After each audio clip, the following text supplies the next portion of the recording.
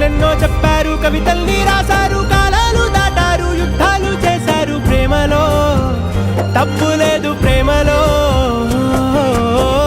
వేల వేల వెన్నెలంత మీద వాలి వెలుగునంత మోయమంటే నేను ఎంత రే.